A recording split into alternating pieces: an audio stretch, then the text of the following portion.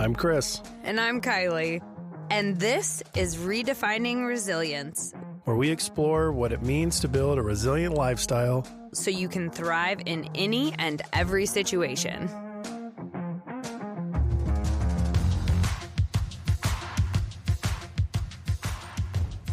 Well, hi, how are you?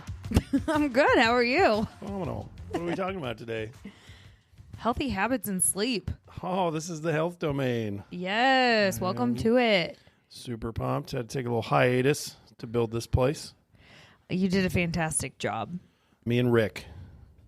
Shout out to my dad. Good old Rick. Faja for the win. The man, the myth, and the legend. Oh, yeah. You guys have been slaving hard, and we got this thing open in a matter of 3 weeks. 25 gallons of paint later. Some tears, some blood.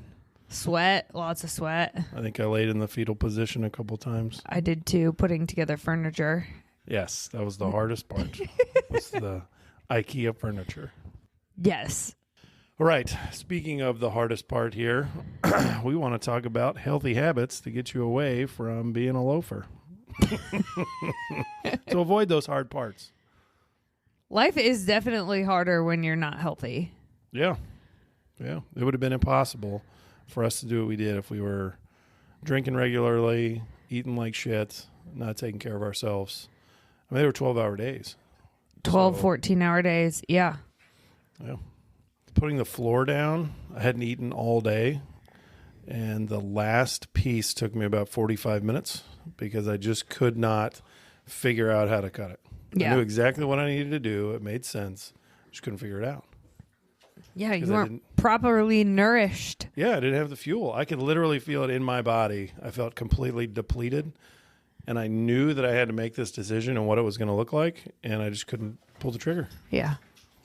By the way, if you hear the dogs. If it sounds like pigs in the background, it's our French bulldogs. Yes. They've got the zoomies currently. So yes, they do. Just come in and out in the background back there. And if you don't like dogs, you can suck it. Yeah. So. All right. So we're talking about healthy habits. And I did a little bit of research. I'm not a huge survey fan because I think they're kind of manipulatable. But I think these stand true to the clients that I work with, the people that I talk to, the people that we see on a regular basis. They did a Gallup poll and actually titled the poll, Americans Sleeping Less, More Stressed. Mm. So there's a direct correlation to stress levels in Americans and how much sleep they're getting. You're kidding. I know. Shocker. It says 26% of Americans report 8+ hours of sleep. I think that is a very heavy number. I think we're probably in the teens on that, actually. And they say 20%, 5 or less per night. 100% of my clients have told me they are the quote-unquote 1%ers that can get 5 or less or 4 or less. So how many people actually are good with only a few hours of sleep? We're talking a very, very, very minute amount of people. Like less than 5%. But you're talking the 5% that have a very mentally heavy gig, like a Elon Musk, who, by the way, said on the Joe Rogan podcast, I can't function without 8 hours of sleep. Mm-hmm. He gets 8 to 10 on a regular basis because he tried it. And said, I have to have more than 4. I can't do 4 and be great. So we can just pause right there. If Elon Musk has the time and ability to get 8 hours of sleep, I don't care who you are, you have the ability to get 8 hours of sleep as well. You just don't deem it as important. Correct. Is the issue. It's like everything in life. Well, I don't have time to work out. No, it's just unimportant to you because you've watched all 8 seasons of Suits twice. So you have the time. You just choose. Why are you to looking use it differently. right at me when you say that? Because we're working through the 8th season of Suits right now, and I'm wondering why I haven't lifted. You haven't lifted because you've been building an office. This is true. And a gym. Yeah. And you needed to repair after Nationals, so it's okay. Yes. Partly intentional. Yes, it is. But anyway, back on track. So according to the American Sleep Apnea Association, 50 to 70 million Americans have either insomnia, sleep apnea, or narcolepsy. How many? 50 to 70 million. So just so we're aware, I know we use words in the news and social media and stuff without actually giving any examples of what the words are or explanations. Insomnia is persistent problems falling or staying asleep. 50 to 70 million Americans suffer from that. Sleep apnea is a potentially serious sleep disorder in which breathing repeatedly stops and starts. Two biggest correlating factors to sleep apnea are age and obesity. There is more pressure on your chest and your heart and your lungs and your neck by carrying fat on your chest. Narcolepsy is an overwhelming daytime drowsiness that is brought on by sleep apnea and insomnia. So Wow. So it's like a domino effect. If you get is. one, you're most likely going to struggle with other facets of sleeping. Well, I thought the most interesting part of this study, this is where we'll get into why I struggle with studies, is during this study from the ASAA, obstructive sleep apnea, which is the clinical term of sleep apnea that actually causes health problems, not like occasionally, but repeatedly, it went up 41% over this study. Wow. 41%. And narcolepsy increased 14%. So, you know, that tells me is that because we realized what the issue is, we now have associated our life with the issue. Once we have data, we tend to go, okay, that data makes sense in my life at X. So somebody that was struggling with sleep apnea just didn't know they had it. Mm-hmm. So how many people are actually suffering from lack of sleep? Well, I think I sleep 8 hours. Yeah. I go to bed and I'm in bed 8 hours. Are you actually sleeping 8 hours? Probably not. But you're in bed, not doing anything else but being in bed. Doesn't mean you're sleeping. Well, and I also wonder how much of that, once people realize how common these problems are a self-fulfilling prophecy, where now that you've put a label on it, you say, oh, I have this condition, and now it permanently prevents me from sleeping well. Well, I don't want to beat a dead horse here, but it sounds a lot like personal responsibility. I'd rather say I have an issue than say I have something I should fix. Yeah. So all of these things are fixable. Yeah. Not only fixable, it's you have the data now to prove that you're probably going to fall into that category, which is okay to be in a category, but it's your responsibility to do something with said information. To get yourself out of the category. Yeah, exactly. Yeah. It's not a terminal diagnosis. Yeah. You don't have sleep apnea forever. Yeah, you can lose weight. Yeah, I lost 30 pounds in 3 weeks. Yeah, it was aggressive. Don't rub it in. Well, I also changed all my structure. Mm-hmm. I was very structured, and then I went from eating 5 or 6 times a day and training 3 to 4 times a week to no training and eating once a day, if that, for 3 full weeks. And my stress level was higher, not unmanageable. I still slept really well. We never got in a fight. We never, nothing bad happened. It just was an elevated amount of things to do. Yeah. And a timeline. Yeah. Which raised stress. Mm-hmm. Now, we're not just going to talk about sleep. We're going to talk about healthy habits. I think sleep is the greatest barometer of how you treat yourself because it's the only time in life that you're alone. So how you treat yourself comes out when you're alone. If you don't like yourself, you're struggling with something, you don't eat healthy, you're not physically active, you don't practice mindfulness, and you don't have great social connections, it's going to keep you up at night. It's going to keep you up at night because that's the byproduct of the defense mechanism of your body. It should be able to slow down, shut down, and repair. But if it's not healthy, it's not going to be able to do that. Right. So I listed those things on purpose because according to a 2023 study, those are the top 5 things that actually reduce depression by 57% in Americans. As we're just talking about. Okay, Americans. so list the things again. says people who maintain at least 5 to 7 healthy habits can cut their risk of depression by 57%. Their 5 are healthy diet, physical activity, sleep, mindfulness, and social connections. Wow. It sounds like the domains of resilience that we talk about. You know what's funny is each one of these are predicated on personal responsibility. Nobody can do any of this shit for you. That's true. Nobody can build good social connections for you. If you have great friends and you're a shitty one, you're about to have no friends. If you have a healthy diet, that's you taking care of yourself. Yeah. Unless you're independently wealthy and you got somebody feeding you stuff and you only have access to the healthy things, then yeah, that could be somebody else, but that's not all of us. That's pretty much none of us. Yeah. Physical activity, you have to take care of yourself, man. Sleep, it's you. Mindfulness, that is all you. That's all in your noggin. Yeah. If anybody's tried to be mindful through the, 4 podcasts that we've talked about mindfulness? Yeah. If you're not ready to be alone with that dude in your head, that lady in your head, it'd be very difficult. Yeah.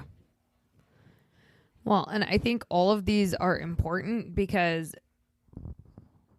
the most consistent stimulus wins, like you always say. And when you think about what your habits are, they're just repeated behaviors on a consistent basis. So when you think about, the outputs, which would be feeling rested, feeling like you can tap into your best thinking, feeling like you're happy in your own skin, you are happy in general from a mood standpoint.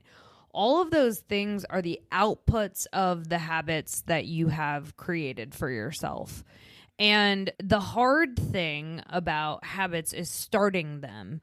But once you start a habit, it goes from a place of conscious incompetence, meaning you're consciously aware that you're incompetent at something. So maybe you have an awareness that you don't know what to do in the gym. You want to get healthy, you want to get in shape, but you've never really had a structured workout program before. You have this awareness that you're not great at this thing. So you spend some time consciously building competence. So it's going to take you a while. Anytime I implement a new workout program, I feel like my workouts go from like an hour and a half in the gym trying to figure out what I need to be doing, what the proper form is, watching a video to make sure I'm doing the form correctly. So it's a very conscious effort that requires my full attention. And I'm not quite competent at it, but I have an awareness of what competency looks like, and so I work my way towards it. And eventually then these habits become so ingrained, they become a subconscious competence. Intentional action equals habitual action? Yeah. It requires intentional action. And then it becomes a habit and you don't have to think about it. It's like with anything. Once you learned how to ride a bike when you were little, you don't have to get a new lesson on how to ride the bike every time you get on it. I hadn't ridden a bike in probably 10 years. And we went on a vacation, a family vacation, and we did this bike riding excursion, and I was super wobbly when I got back on this thing, but like eventually it was like, all right, I remember how to do this. I know the motions. I'm a little bit unbalanced at the beginning, but once I get going, like I've got a good rhythm, I've got a good pace, and now I'm leading the charges and telling everybody to catch up to me. And you go through the motions, and that's with any habit. You're going to go through the motions of, man, this is hard and it requires all of my brain power, but that is how we have to start building habits that are going to be conducive to the outputs that we want. So if you are not happy with some aspect of your life, go back to the health habits that you've created, because I guarantee you, if you're doing all 5 of these things correctly that we listed off, I bet you're going to have a pretty fulfilling life.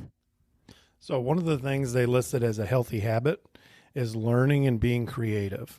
So why do you think learning is part of a healthy habit? It's the basis for all growth. But learning is also flexing the brain muscle. 100%. And your brain is a muscle. Yeah. That's what people don't understand. And I'll be honest, like I didn't really realize our brain is a muscle until I started digging into this resilience certification and we studied the brain. It truly is a use it or lose it organ in our body where if we're not flexing certain parts of our brain, we're not going to use it. It's not going to be something that it says, hey, we need this part of our brain. As humans, we use very little of our brain in proportion to what's available. Well, we also view healthy habits. I know when I hear people talk about healthy habits, I hear treat yourself, go get a massage, do things that take less mental stress. Spend $7 on a Starbucks. Yeah, do things that are like handed to you that you don't have to work hard for, that don't stress you out at all, mentally, physically, emotionally, or morally. Anything that's easy. Like that is silly. The best way to produce a better outcome is to accept stress and pressure as a good thing. I want to grow, change, and develop. The only way to grow, change, and develop is to be introduced to new stressors that you have to learn and be creative to figure out a way through them. That is a phenomenal way to flex the brain muscle as well as the body. So you mentioned my dad was here helping us remodel. We were at dinner after our office launch party, and he was submitting his receipts for reimbursement to me. And I said, I'm going to have to Venmo you. And he's like, well, I don't know. I don't have Venmo anymore. And I said, well, looks like you're going to have to figure it out. And he said, ooh, a little pressure. I like it. Forces me to figure it out. Exactly. Not, I can't do it, I don't have it, therefore you should change and develop and grow around my inability to flex any portion of my life. Right. He has an attitude of, well, it's going to force me to learn. This will allow me to get paid. It's an essential step. Great. I can do that. If you don't have a learning mindset or the ability to accept new information and use it, you're going to get left behind. There's so much information out there. And if we're not taking this information about health seriously, we're going to continue to drive up healthcare costs for ourselves, our families. You're going to have people that are going to have to take care of you when you get older. Aging parents right now, a lot of people are dealing with aging parents that can't take care of themselves anymore. It's because we've stopped prioritizing health because this hustle culture has said the most important thing is for you to grind and make money and deprioritize everything else that doesn't make you more money. Well, at the end of the day, your health is something that either is going to make you money or it's going to cost you money. Because your best ability is availability. If you are not available to make cash flow because you're sick and you're spending a bunch of fucking money because you didn't take care of yourself, well, looks like you have given yourself a ceiling. You can only work so hard until your body gives up. Or you can take care of the organ, the system that you live in that houses all that awesome personality and business development awesomeness, like your dad. Mm-hmm. That guy is a stud. He could make friends with a brick wall. But he's a cool dude. He sure is. But taking care of yourself allows you to have more availability capability to do more for longer. So you don't have to get it all done quickly. You have a longer span of time. So some of the interesting healthy habits that the internet gave me, one I thought was silly was reducing stress. Just all-encompassing reduce stress. Well, honestly, though, I think it's a great point because how many people do you have in your life that cause you stress? In my life currently, just a dog named Herman. No. He's actually being a great guy. quiet. He's sleeping right now. He's actually being quiet right now. They tuckered themselves out. No, but if you think about it, a lot of people deal with stressful people in their lives and feel like they have no choice. I'm here to tell you, you have a choice on who you surround yourself with, who you give your time and energy and effort to. And that includes your employer, that includes your family. You don't have to hang out with certain family members just because you come from the same bloodline. You can throw up some boundaries and say, I'm only going to hang out with this person in this type of setting because that's the only type of setting they don't stress me out in. Those are some things that you might have to do if you want to reduce your stress. So, and I mean, same goes for bad bosses.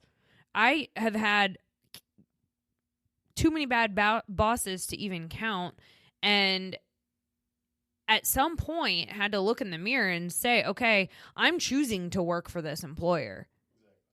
I have a choice. I have skills that another organization could value just as much and, in fact, pay me more money to go work for them. Based on those skills that are annoying to that person. Right. And not have to put up with the bullshit along the way. Right? So we are completely in control of the stressors in our lives. So there are certain situations where, like, if somebody at a restaurant is stressing you out, or like you have a neighbor that stresses you out, yeah, you can't pick up and move your house because of one bad neighbor. So there might be some situations where you can't do anything about it, and then it falls on you to manage how you respond to the stressors. So I get not everything can be, avoided or ignored or, picked up and changed. But for the things that we do have control over, like a boss that's stressing you out day in, day out, those are things that we have to take a look at and say, okay, how long am I going to put up with this? Well, because you have control over a lot of it. So we live in an awesome time where we compete against the rest of the world for jobs, meaning you're part of that system competing against the rest of the world, meaning you have access to the rest of the world. Other parts they had listed on here, learning and being creative. This one I love. Spending time in nature. Hold on. I want to go back to learning and being creative. The reason why that is such a powerful stress relief is because it uses a part of your brain that gets you out of fight or flight mode. Well, you can't be in fight or flight mode and be creative. Correct. It forces you to tap into your prefrontal cortex and use the part of your brain that is responsible for more strategic thinking. When I was working on my strategic planning, strategic thinking skills, I did paint by numbers and random crafts to get my body and my brain into a creative state because I knew that was the part of the brain that I really needed to flex when doing creative and strategic planning. So that one cannot be glossed over because it really does exercise the part of your brain that we're trying to tap into. For sure. I feel like it grows as well. It does. The more you use it, the more you grow it. So I remember when my oldest daughter, Emma, started drawing, she would be so hard on herself. She's like, this looks like crap. I'm like, you're 4 years old. Just relax, And they were good for a 4-year-old. Then they were excellent for a 5-year-old. Then they were phenomenal for a 6-year-old. Then they were, I don't remember what age it was. I think it was like 12 or 13. She drew something, and I'm like, holy shit. What is that? You drew that? And then not too long ago, she brought us a picture of our Frenchies. Yeah, she drew a picture of the dogs that was outstanding. It looks like a photo. Yeah. Her signature is like in the chin of the dog, and it's just exceptional. And then you can check out a video of her freehanding the logo for our wall. At 16 years old. Yeah, just loving life. It took her several hours, but that creative talent was cultivated over years and years and years of trying and failing and experimenting and developing this talent with no fear of failure, but a acceptance of failure as a part of the process. Yep. I'm not great at this yet, but I enjoy the process of doing this, and I'm just going to doodle and have a good time. her doodling and having a good time created a phenomenal artist. So being creative is not only just fun, it's flexing the brain muscle. Yeah. Okay, what was the third one? Spending time in nature. Yeah. I have never in my life had more eye-opening personal experiences than being in the woods alone. You can feel the energy from a tree or the ground or the grass or the animals that are out there if you let yourself just exist in nature. It is so powerful because it shows you, like when we were in Yellowstone. Yellowstone, by the way, if you get the chance to go to Yellowstone, it is absolutely breathtaking. I am totally sold on the Montana, Wyoming area. Oh, It yeah. is the coolest part of the world, and I've been all over. But it shows you how small you actually are and how the world operates on this beautiful system of energy and like correlating prey and predator. And it just is, it's beautiful. And it exists without you, without any of your input. It's this phenomenal system that exists. So at the end of the day, after you die, it still happens. There's still bison getting eaten and eating grass. It allows you to feel how small you are. Yeah. Fourth one, avoiding cigarettes and alcohol. Shocker. I think that is... We're going to spend more time diving into the alcohol topic. I think for the most part, the majority of society understands the dangers of cigarettes, and it's a very small portion of the population that still smokes, but alcohol is definitely on its way to being the next cigarette. That's what I was about to say. Is I think the coolest thing is to watch people looking at people that smoke cigarettes as like an oddity now. Occasionally I'll walk outside and someone's, railing down a couple cigarettes and I'm like, what a weirdo. Who does that? Or alcohol. Yeah. My daughters don't have any desire to drink at all. When I was 16, I had a huge desire because that was like the social norm. It is not the social norm anymore. I think you look at what we grew up with, and we had parents who consumed alcohol, or at least I did. I know you didn't, but I had parents who consumed alcohol like it was a normal thing. And it is pretty normal because the majority of the population, last time I checked, it was 60% of Americans drink alcohol. So, I mean, we are the minority population not drinking alcohol. Well, we also didn't have any data behind how unhealthy it was. So the alcohol companies are extremely wealthy. And I'm not saying they created this system just to fuck a bunch of Americans and kill everybody. They had a product, and the product sold. And the product helped a lot of people get through some really shitty times. I mean, the world was really crappy for a very long, long time. Beer was the number one breakfast drink for, generations until coffee came about. Well, and we have ancestry. We have ancestry with a strong history in alcohol being a part of the culture. Yeah, German, Scottish. That's just Catholic culture. Yeah. I mean, they drink that shit at church. It is the blood of Christ. Yeah. So I think it's cool to watch like the world change, which it should. Every generation should be smarter. So my children's generation and the children after are they're seeing how our habits have become detrimental to how we live and operate on a daily basis, and they're smarter. I mean, just like we were smarter about cigarettes, it is no different. If you look at what's happening generation to generation, the younger generation is much smarter than we are. They really are. The really neat thing to see is the generation after my daughters is noticing the social media dilemma. Mm-hmm. The high schoolers now, the middle schoolers. The next one on here is limiting screen time, especially social media, because of the trauma of the comparative mindset. Yeah. If you're always focused on look at what somebody else has, or how can I filter this picture to make me look perfect, or how many likes do I get, which is a fictitious version of reality and acceptance, that's going to be very hard for you to handle. And just like everything in life, something new was implemented, and Facebook was fantastic when it came out. To be able to interlock as many people as possible. We can talk to anybody on the planet right now. It's helped me with every business that I've owned. It's helped me with every position I've ever had in business. But it's also been detrimental to the point that it makes you feel like you're constantly missing out. So it has to be healthily dealt with an understanding that it could be detrimental. Too much of it is detrimental. Just like cake. I fucking love chocolate cake. But I understand I can't have it all the time because of the byproduct of having it all the time. Yeah.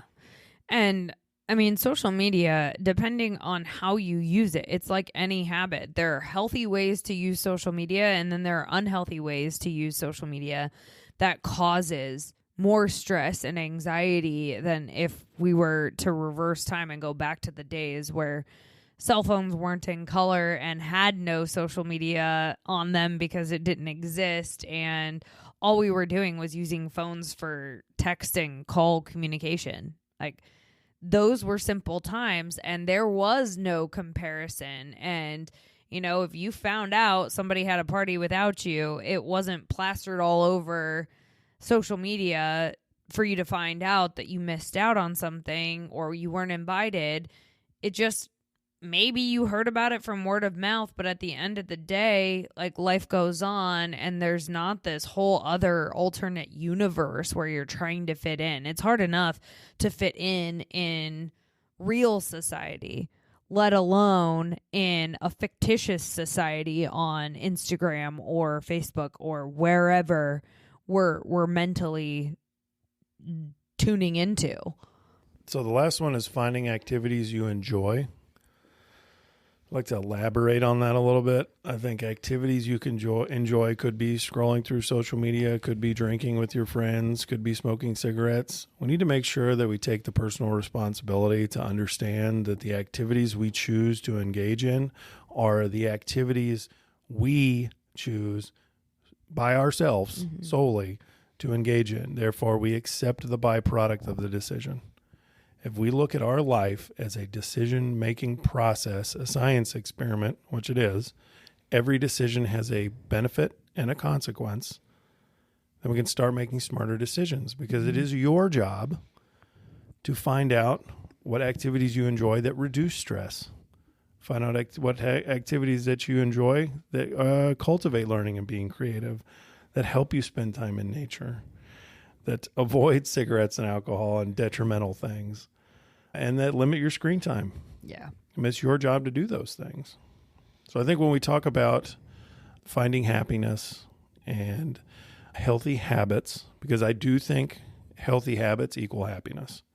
I'm a firm believer that if you can find a set of habits or intentional actions that help your body and mind and soul grow, then or be more connected to the planet, that you're going to be happier intrinsically. Like, inside my soul, I am happier. Therefore, I need less validation on the outside. I have gone through probably 50 websites looking for something that said something different. I haven't found any.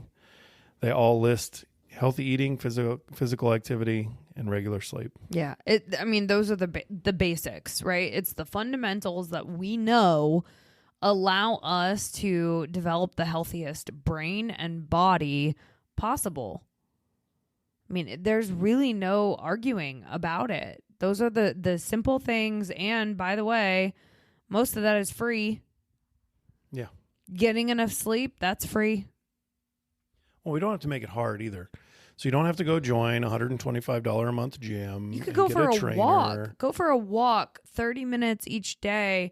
That's something free. And why don't we start thinking about that as like the treat that you treat yourself to, instead of thinking, oh, I need to spend $7 at Starbucks in order to treat myself. How about I go for a walk and spend time in nature, look at the pretty flowers, and enjoy the sunshine, while I have an extra 30 minutes in my calendar for a break.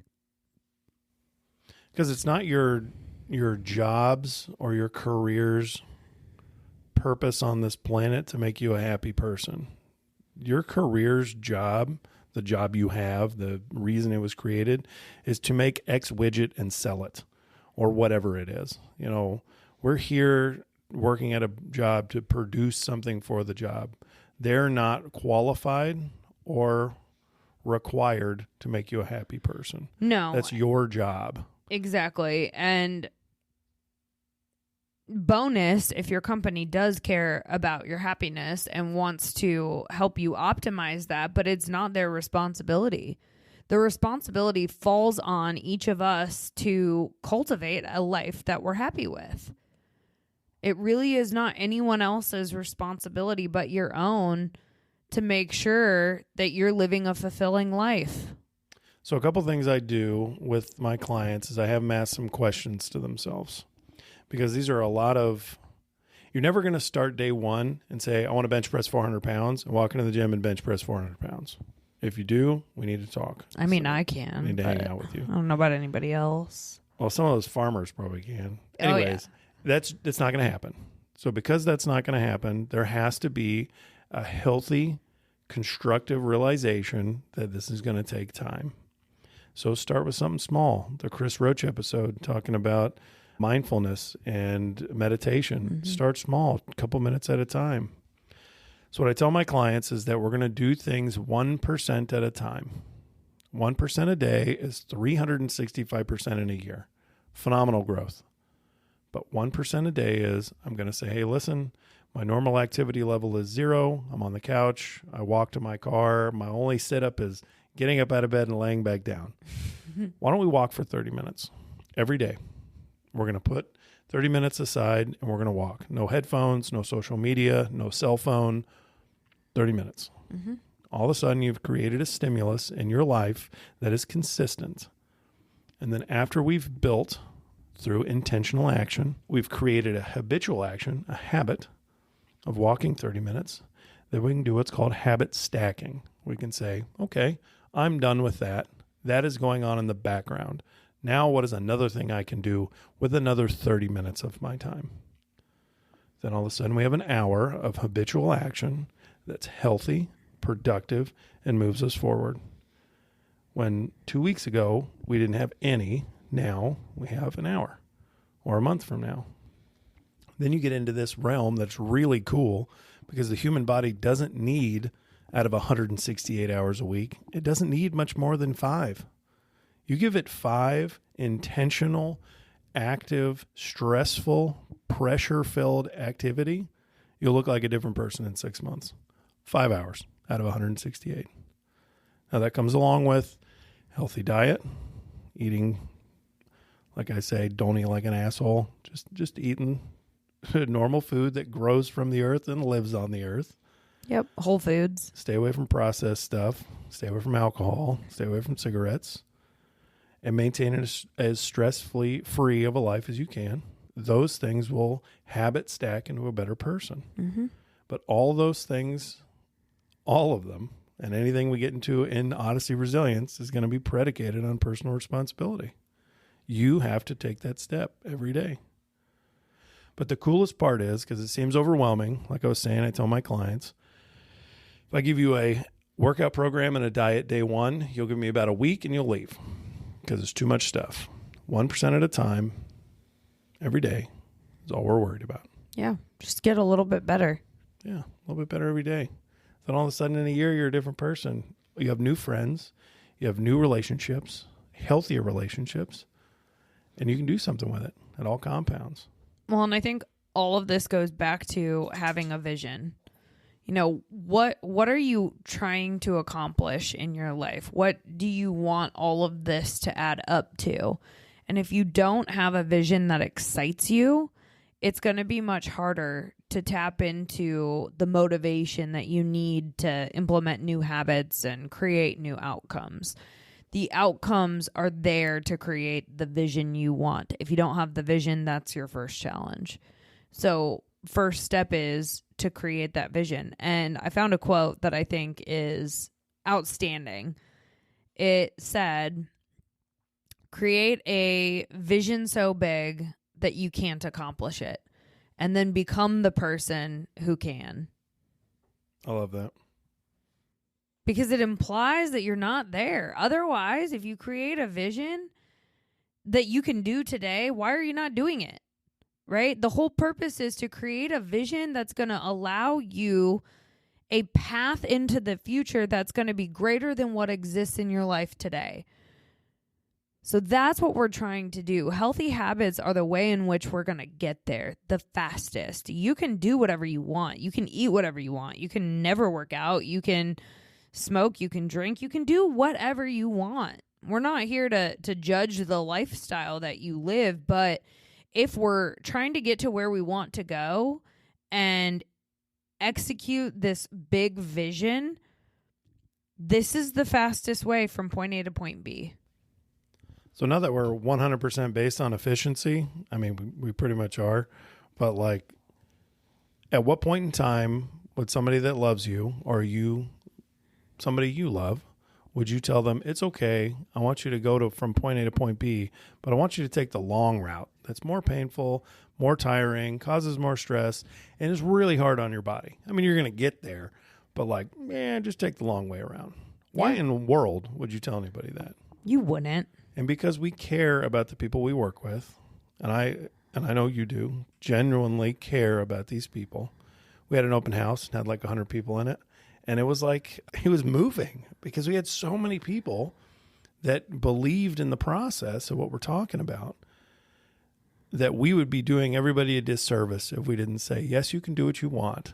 But if we're going to talk about reality here and the actual world we live in, these items, alcohol and smoking, eating unhealthy food, and not taking care of your body is the long way.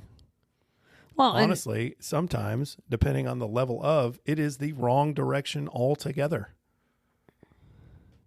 Well, and we're in it just as much as everybody else is. We don't have all of these things mastered. We're in the journey just like the rest of the world.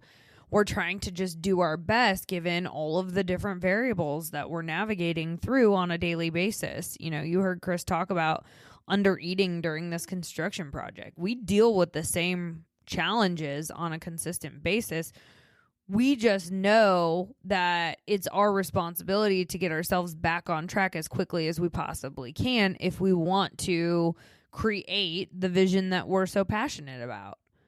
So it's not that we've mastered these concepts. It's just that we are actively and intentionally looking to minimize the impact of getting derailed when challenges do arise and when stress does hit, because inevitably it does and it will.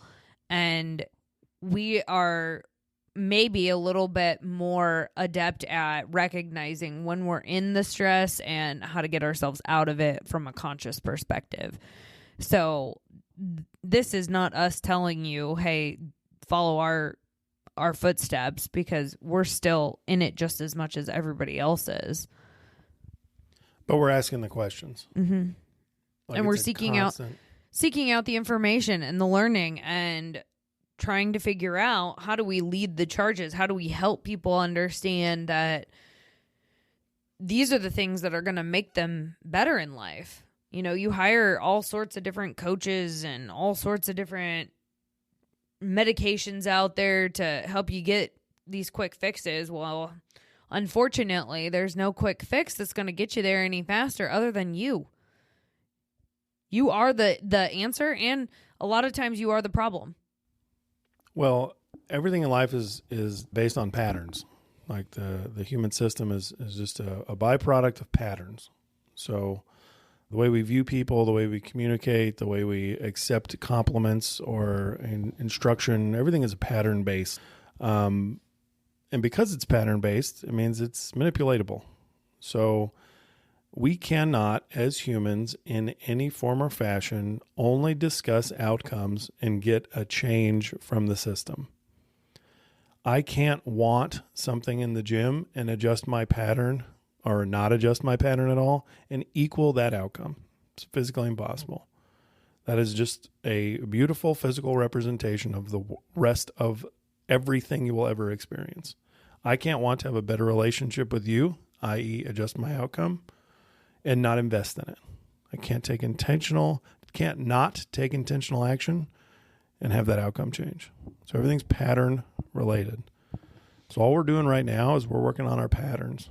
We're adjusting slowly every day things that we do, our morning routines, our journaling, our top threes, our diets, everything. Even the way we communicate with our dogs. I'm trying to fix ways I communicate so I can have a better relationship with my dogs. Patterns equal outcomes. So I think the question we can leave you with today is, what are the patterns that you've created in your life that are getting you to your goals, and which patterns are delaying your progress towards goals? And what do you want to do about it? And finding those is generally done through something very intentional like journaling. You have to write down what you do and why. Because if you don't write it down in the moment, just like if somebody comes to me and wants a diet program, if they don't write down everything they eat when they eat it, they're going to be consuming a bunch of stuff they don't even remember that they consume.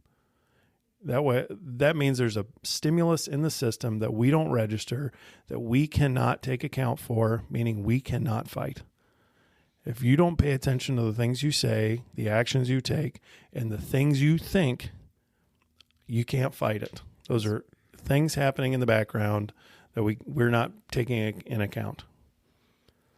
So I think the intentional action of journaling, monitoring what you do on a daily basis is going to be extremely beneficial when it comes to the bigger goal, the different patterns. And it's like we talked about this whole time, it's your job. We have journal prompts. We have a bunch of stuff we can help with. Reach out to us if you have any questions about journaling or trying to find those patterns. We can sit down and have some coffee in our brand new office here and talk about pattern recognition. Or over Zoom if you're not local. Yeah, 100%. We would love that. I'm always down with meeting new people.